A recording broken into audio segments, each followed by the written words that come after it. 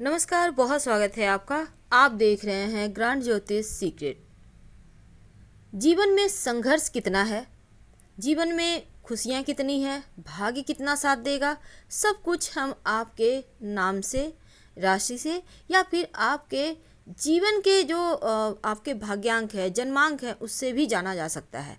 आज हम बात करेंगे इष्ट देव की। इष्ट देव कौन है आपके, और आपके जन्म तिथि के गहरे रहस्य के बारे में भी बात करेंगे। अंत तक बने रहें।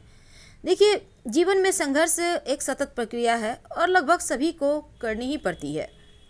जो भी इस धरती पर आता है, अच्छा और बुरा दोनों ही चीज़ें वो पाता है और उसे जीवन में एक न एक वक्त संघर्ष के रास्ते से भी गुजरना पड़ता है।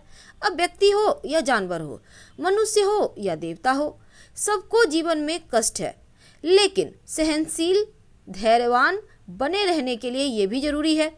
अब इन चीज़ों को पाने के लिए आध्यात्मिक ऊर्जा की आवश्यकता होती है और ये ऊर्जा हमें मिलती है इष्ट देव की आराधना से, योगा से, मंत्रों से।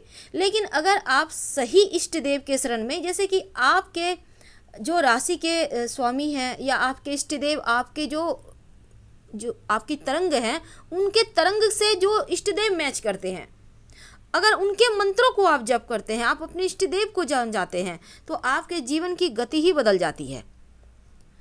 ऐसे में मन में विचार आता है कि आखिर कौन है हमारे इष्ट देव जो हमें हर कदम पर सहायता करें, हमें हमारे जो बुरे कर्म हैं उनसे बचाएं, समस्याओं के समाधान के लिए हम उनके पास जाएं। तो यदि आपको अपना जन्म का महीना, वार, राशि, जन्मतिथि कुछ भी पता है, तो आप अपने इष्ट देव के बारे में जान सकते हैं। क्योंकि आज हम आपके साथ जुड़े हैं, आपके जन्मांक से, आपके जन्मतिथि से आपके इष्ट देव के बारे में बताएंगे। लेकिन उसके पहले दो बातें और। अगर आपका जन्म रविवार के दिन हुआ है तो सूर्य देव की पूजा करें, सोमवार को हुआ है तो शिव जी की करें, मंगलवार को हुआ है तो हनुमान जी की करें, बुधवार को हुआ है तो भगवान विष्णु की करें, गुरुवार को हुआ है तो गणेश जी की करें, शुक्रवार को हुआ है तो माँ लक्ष्मी की करें और शनिवार को हुआ है तो शनिदेव या काल भैरव की करें। तो चलिए जानते हैं आपके इष्ट देव कौन है। आपकी जन्म तारीख में छिपा है बहुत सारे राज, और वही राज खोलेगा आपके इष्ट देव का भी पता। और जब आप अपने इष्ट देव को मनाएंगे, आप जान लेते हैं कि आपके जन्म दिन से आप कैसे जानेंगे। तो चलिए जानते हैं। देखिए, सबसे पहली बात, अगर आपका जन्म किसी भी महीना, अब जनवरी से लेकर दिसंबर तक महीने होते हैं, किसी भी महीने में आपका जन्म 1 तारीख, 10 तारीख, 19 तारीख या 28 तारीख को हुआ है, याद रखिए 1, 10, 19 या 28 तारीख को आपका जन्म हुआ है, तो आपके इष्ट देव हैं सूर्य। क्योंकि अंक 1 का प्रतिनिधि सूर्य ही करते हैं और सूर्य देव पूरे जगत को ही रोशनी देते हैं। 1 अंक वाले जो होते हैं सूर्य के समान ही ऊर्जावान होते हैं, भाग्यवान होते हैं, जीवन में मान सम्मान, वैभव, सफलता सब पाते हैं और चीज़ों को प्राप्त करने की एक जिद्द होती है, जिसके कारण ये सफलता भी बड़े आसानी से प्राप्त करते हैं। तो अंक 1 वालों के लिए इष्ट देव सूर्य हैं। आप नियमित रूप से उन्हें प्रणाम करें और 27 बार गायत्री मंत्र पढ़ें। अब बात करते हैं, अगर आपका जन्म किसी भी महीने की 2 तारीख, 11 तारीख या 20 तारीख या 29 तारीख को हुआ है, तो आपके इष्ट देव शिव जी हैं। क्योंकि 2 अंक जो है उनके स्वामी चंद्रमा है, तो आपको शिव जी की खूब पूजा करनी चाहिए। जितना ज़्यादा हो नमः शिवाय का जप करें, शिव जी के शरण में रहें। आपके जीवन के जो मानसिक टेंशन है वो शिव जी ही हरेंगे। अब जानते हैं, अगर आपका जन्म किसी भी महीने की 3, 12, 21 या 31 तारीख को हुआ है, याद रखिए 3, 12, 21 या 30 तारीख को हुआ है, तो आपके इष्ट देव हैं गणेश जी। तो बुध है यहाँ इनके स्वामी, तो गणेश जी की खूब आराधना करें। अब हम बात करते हैं, अगर आपका जन्म किसी भी महीने की 4, 13, 22 या 31 यानी 31 तारीख को हुआ है, याद रखिए 4, 13, 22 या 31 तारीख को हुआ है, तो आपके इष्ट देव हैं सूर्यदेव। आप सूर्य की पूजा करें और गायत्री मंत्र जरूर पढ़िए, ताकि सही समय पर सही डिसीजन ले पाएं और जीवन में तरक्की कर पाएं। अगर आपका जन्म किसी भी महीने की 5, 14 या 23 तारीख को हुआ है, तो आपके इष्ट देव हैं भगवान विष्णु।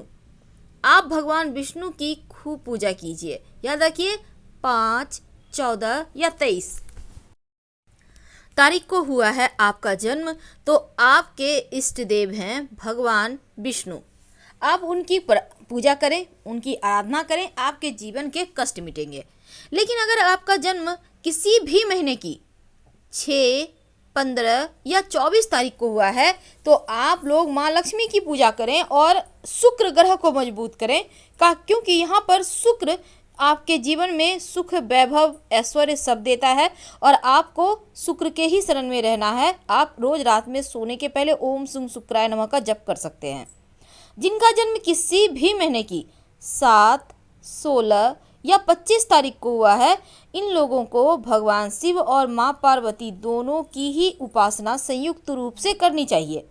याद रखिए 7, 16 या 25, तो आपको शिव जी और माँ पार्वती की पूजा करनी है।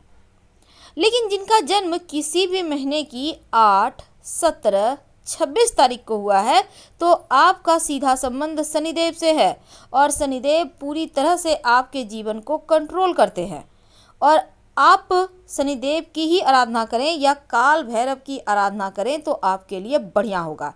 वैसे 8, 17 और 26 तारीख के बारे में ये भी कहा जाता है कि पिछले जन्म के कुछ ऐसे हिसाब होते हैं जिसको पूरा करने वो जन्म लेते हैं। तो इनको बहुत सारे लोगों का हेल्प करना, सबकी सहायता करना इनके स्वभाव में होता है। कभी कभी इन पे ये चीज़ भारी भी पड़ जाती है। तो इसके बारे में भी हम बाद में चर्चा करेंगे। वैसे इसके बारे में हमने विस्तार से बताया है। देखिए, अब हम बात करते हैं, अगर आपका जन्म किसी भी महीने की 9, 18 या 27 तारीख को हुआ है, तो आप हनुमान जी की पूजा करें। याद रखिए 9, 18 या 27 तारीख को हुआ है, तो आप हनुमान जी की पूजा करें। हनुमान जी ही आपको हर कदम पर साथ देंगे और आपको तमाम चीज़ों से रक्षा करेंगे। अब मान लेते हैं आपको जन्म की तारीख नहीं पता है, तो आप जनवरी फरवरी के महीने से भी जान सकते हैं। जनवरी के महीने में जन्मे लोग शिवजी पार्वती की पूजा करें। फरवरी के महीने में जन्मे लोग माँ सरस्वती की पूजा करें। और जिनका जन्म मार्च में हुआ है, भगवान विष्णु की पूजा करें। अप्रैल वाले जो हैं वो सूर्यदेव की पूजा करें। मई वाले कार्तिकेय जी की पूजा करें। जून वाले हनुमान जी की पूजा करें और जुलाई वाले शिव जी की पूजा करें। अगस्त में जन्मे लोग गौरी गणेश की पूजा करें। सितंबर वाले माँ भगवती की पूजा करें। अक्टूबर में जन्मे लोग माँ लक्ष्मी की पूजा करें। नवंबर में जन्मे लोग माँ काली की पूजा करें और दिसंबर में जन्मे लोग भगवान विष्णु या उनके कोई भी अवतार की पूजा आप कर सकते हैं। हम आपसे विदा लेते हैं। जानकारी अच्छी लगे तो लाइक कर सकते हैं।